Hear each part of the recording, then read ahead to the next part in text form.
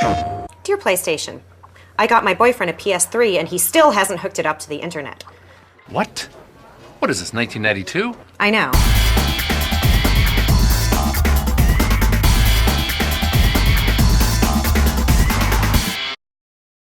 Hello everyone, welcome to part 2 of my Game Room project.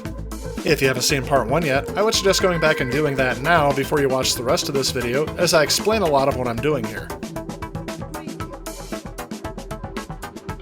That said, I'm just going to pick up exactly where I left off, and we'll keep going. Alright, so I wasn't too sure about having the middle unsupported in here, so I got 2 more of these I'm just going to stick underneath here. And yeah. It's not as perfect as I wanted it because I wanted to have some more space underneath here, but I think this is definitely going to offer a lot more support, so I'm definitely glad I did that. With that, I'm going to go ahead and put in my Super Nintendo next. This is one of the consoles that is original to my collection. In other words, I've owned it since it came out.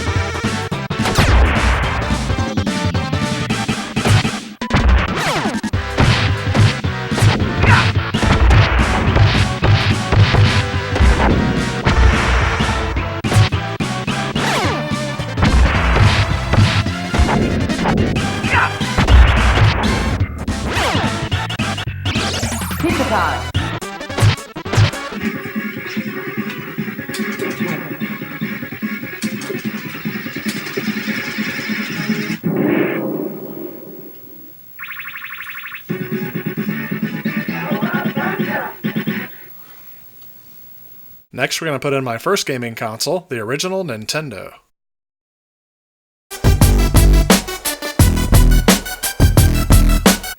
Alright, so I've run into a problem. This fits just perfectly in here. And that is great. The only problem is, if I want composite video out of this, which I think I do, it sticks out just far enough to where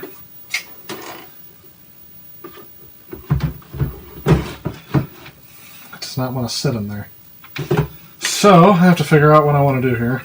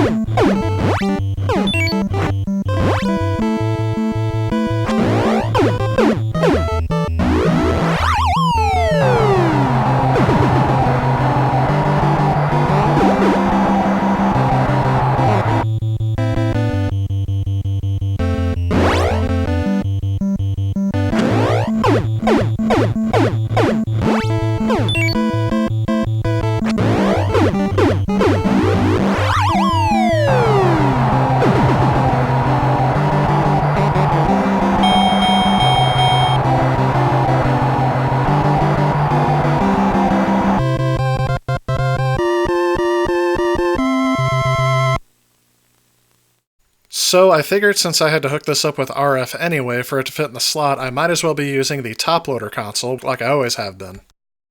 Now, I originally did not want to do this because the picture quality out of the top-loader console is just slightly off from the original.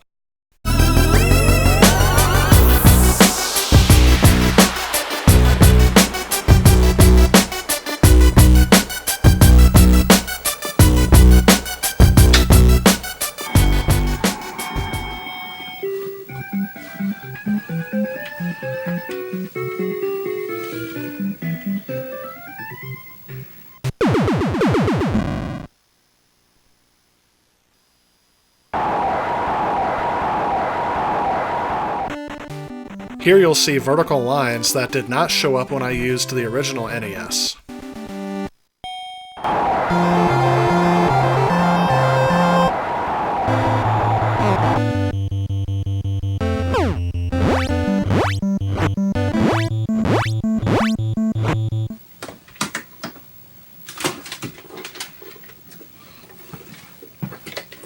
Alright, so I still have a free input on my switch box here, so I'll finally be able to hook up yet another console that I was hoping to get on here that I can't really fit on the shelf. And it is easy to see why. Look at how much space the original Sega Genesis takes up when you have the Sega CD on it. It is an incredibly huge console and definitely would not fit in any of the other slots. So I'm going to go ahead and set this up on the top of the shelf.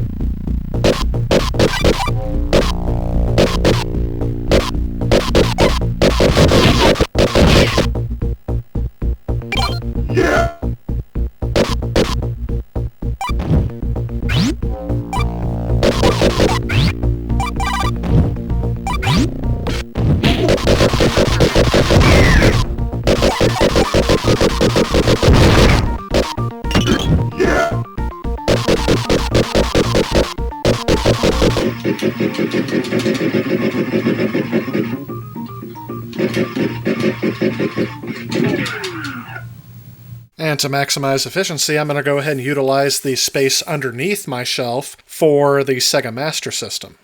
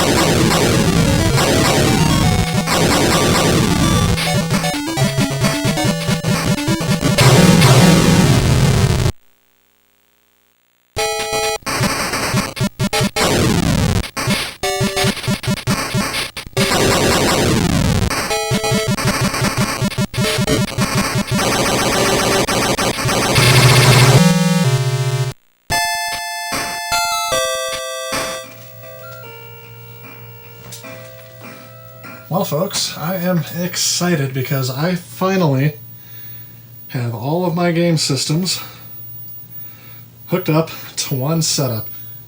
Yeah, I have some cable cleanup to do here, but overall, it is not too shabby.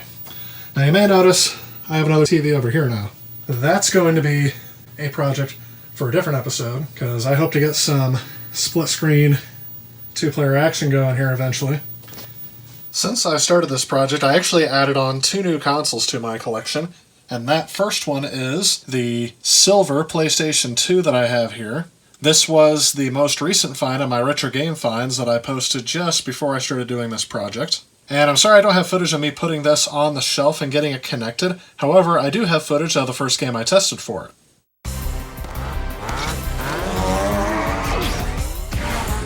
Universal Interactive presents a turbocharged extravaganza by Vicarious Visions. Brace yourself for Crash Nitro Kart!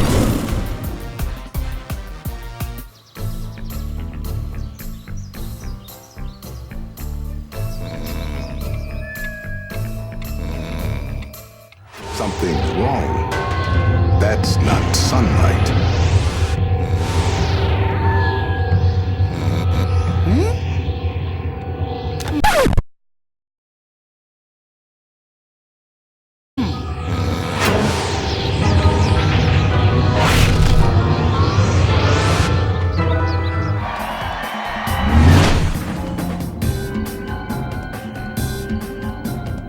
If for some reason you refuse to race, your Earth will be destroyed.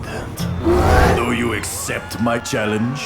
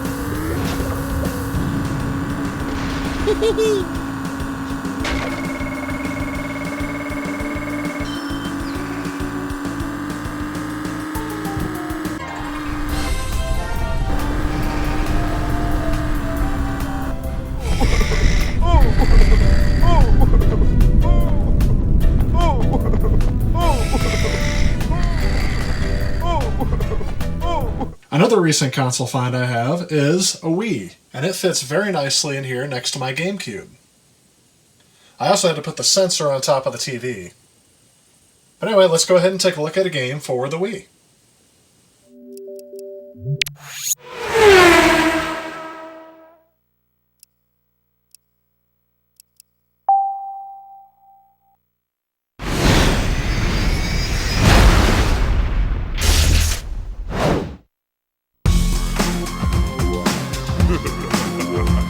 Times Square.